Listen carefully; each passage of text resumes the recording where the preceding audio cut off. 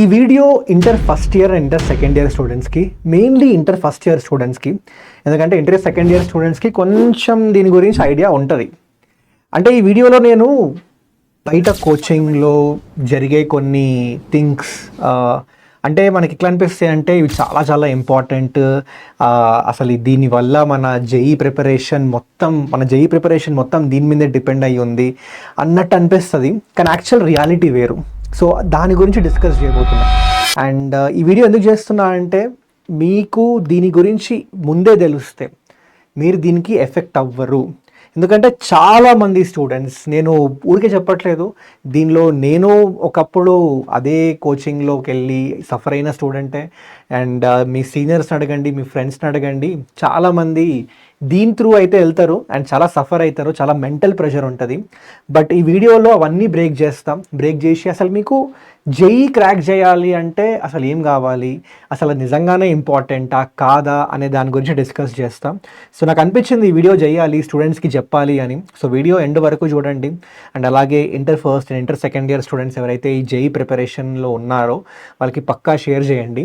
అయితే అసలు ఏంటన్నా, అసలు ఏం డిస్కస్ చేయబోతున్నావు, what is this harsh reality of JEE preparation which coaching institutions will never tell you అంటే, ఫస్ట్ థింగ్ ఒకటి, ఈ షఫ్లింగ్ టెన్షన్ ఉంటుంది. ఫస్ట్ ఇయర్ నువ్వు జాయిన్ అయినప్పటి నుంచి ఒక షఫ్లింగ్ గోల స్టార్ట్ అవుతుంది అనమాట. ఎగ్జామ్స్ పెడతారు, ప్రతి వీక్ ఒక ఎగ్జామ్ నడుస్తూ ఉంటుంది. అండ్ ఆ ఎగ్జామ్ మార్క్స్ బట్టి నేను ఈ సెక్షన్లో వేస్తా, ఆ సెక్షన్లో వేస్తా, ఇందులో వేస్తా, అందులో వేస్తా. ఈ గోల అసలు ఎంత మెంటల్ ప్రెషర్ క్రియేట్ చేస్తుంది అంటే స్టూడెంట్స్ మీద.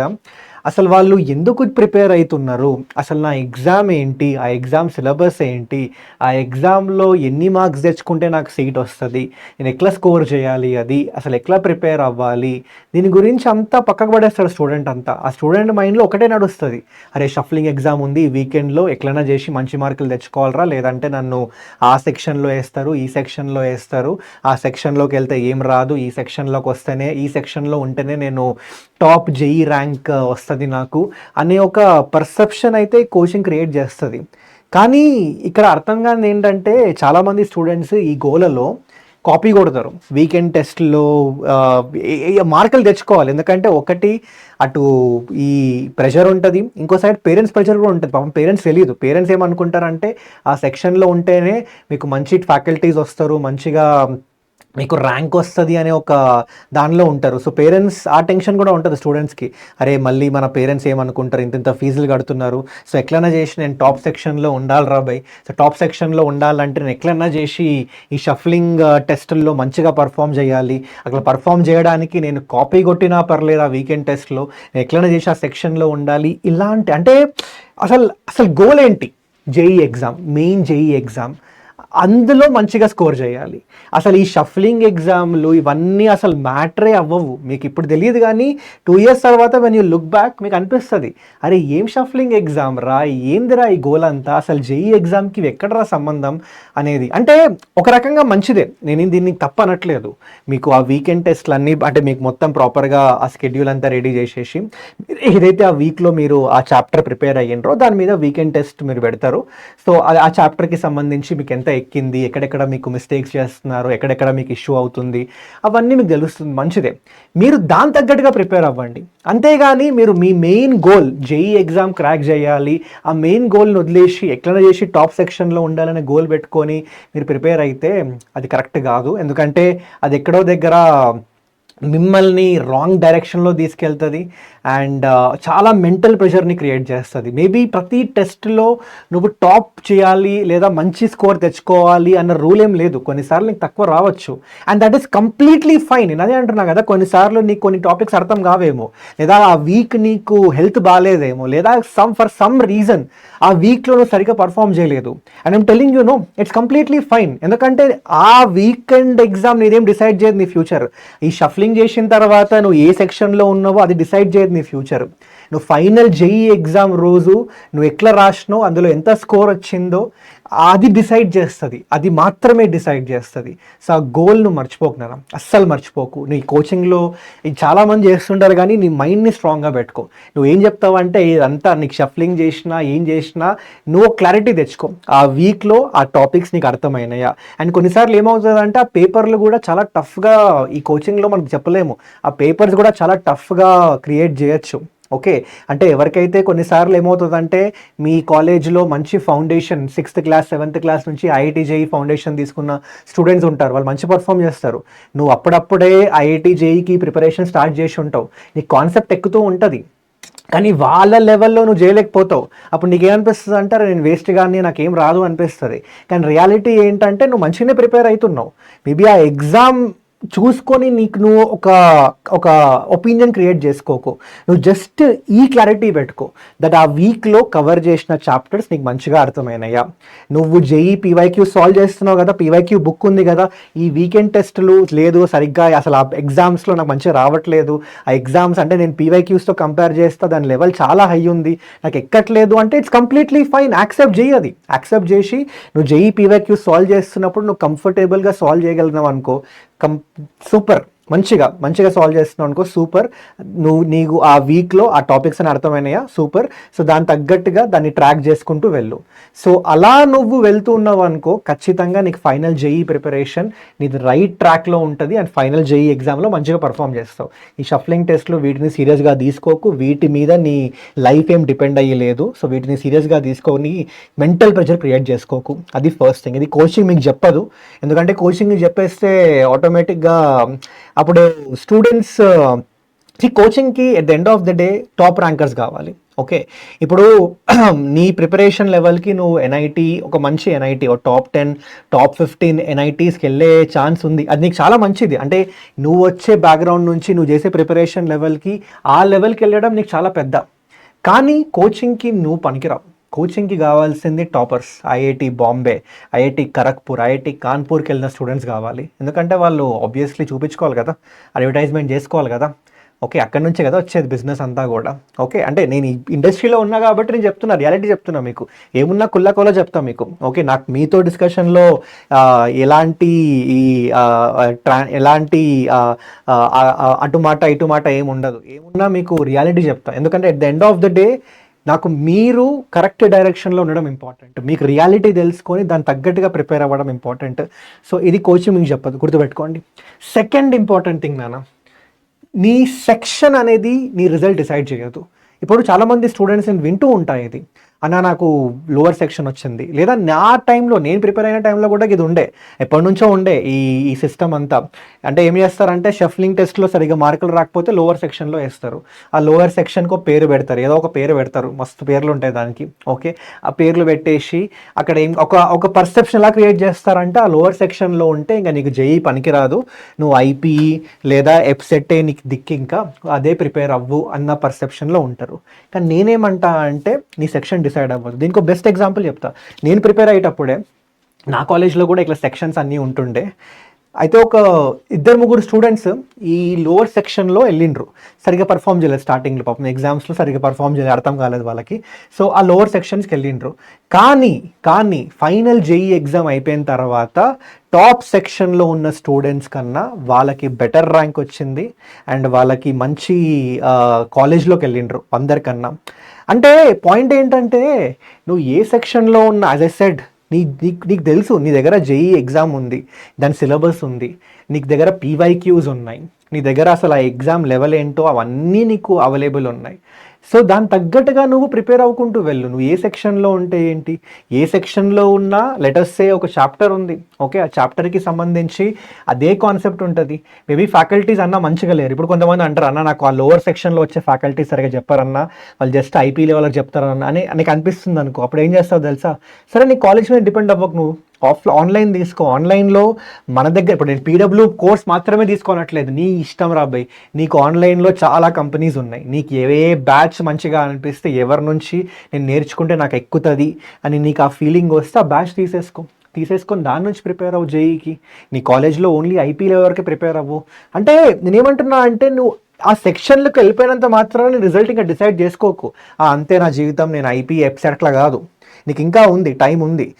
నువ్వు ప్రాపర్గా ప్రిపేర్ అవ్వు. ఇప్పుడు చూసుకో యూట్యూబ్లో ఎంతోమంది, ఇప్పుడు నాలాంటి వాళ్ళు ఎంతోమంది చెప్తారు ఏం చేయాలి, ఎలా ప్రిపేర్ అవ్వాలి, ఏమేమి ఉంటాయి, జేఈ ఎగ్జామ్కి ఏమేమి ఉంటాయి, ఎట్లా ప్రిపేర్ అవుతే నీకు ఇంత స్కోర్ కొట్టచ్చు, అవన్నీ ప్రాపర్గా. అంటే కొంతమంది మంచి ఫ్యాకల్టీస్ని ఫాలో అవుతూ నువ్వు కానీ స్టార్ట్ చేసినావు అనుకో, నీ కోచింగ్తో సంబంధం లేదు, నువ్వు ఈజీగా క్రాక్ చేయగలుగుతావు. నేను చెప్తున్నా కదా, at the end of the day it's all, అంటే ఇప్పుడు ఒక ఆఫ్లైన్ అయినా ఆన్లైన్ అయినా at the end of the day అది నీ డిటర్మినేషన్, నీ డిసిప్లిన్, నువ్వు ఎంత సెల్ఫ్ మోటివేటెడ్గా ఉన్నావు దాని మీద డిపెండ్ అవుతుంది. నువ్వు సెల్ఫ్ మోటివేటెడ్గా ఉన్నావు, డిసిప్లైన్డ్గా ఉన్నావు, నాకు ఇవన్నీ సంబంధం లేదురా భయ్, నేను జేఈ కొడతా, ఆఫ్లైన్ అయితే ఏంది, ఆన్లైన్ అయితే ఏంది, కాన్సెప్ట్ ఒకటే కదా, ప్రాక్టీస్ నేనే చేయాలి కదా, బుక్లన్నీ నా దగ్గర ఉన్నాయి కదా, నాకు తెలుసు కదా ఏం చేయాలో. సో ఇవన్నీ నువ్వు మైండ్లో ఫిక్స్ అయినావు అనుకో, చెప్తున్నా కదా, ఆఫ్లైన్ ఆన్లైన్ ఏ సెక్షన్లో ఉన్నావు, ఆ సెక్షన్లో ఎవరు వస్తున్నారో అవన్నీ సంబంధం ఉండదు నీకు. నువ్వు ఆ యాటిట్యూడ్ అయితే పెట్టుకో. సెక్షన్ అంటే చాలామంది నేను స్టూడెంట్ చూస్తుంటా, ఒక్కసారి వాళ్ళ సెక్షన్ తగ్గితే లో సెక్షన్కి వెళ్తే, అంటే నేను ఆఫ్లైన్ కూడా ఆఫ్లైన్లో పనిచేసినప్పుడు కూడా నేను ఆ ఎక్స్పీరియన్స్ చేసి చెప్తున్నా నేను. అంటే ఆ స్టూడెంట్ ఒకేసారి ఆ లోవర్ సెక్షన్కి వెళ్తే పాపం మన దగ్గరకు వచ్చి మాట్లాడతారు, అన్న ఇట్లా అయింది సార్, ఇట్లా అయిందన్న సార్, లోవర్ సెక్షన్కి వేసేసారు, నాకు అర్థం కావట్లేదు, ఇక్కడ జేఈ చెప్పట్లేదు, ఐపీఈ చెప్తున్నారు మొత్తం, లేదా ఎప్సెట్ చెప్తున్నారు, నాకు I don't know what to do, ఇంకా లైట్ నేను వదిలేస్తా, అయిపోయింది, ఇంకా ఆ ఫీలింగ్ వచ్చేస్తున్నారు ఆ సెక్షన్ మారిపోయేసరికి.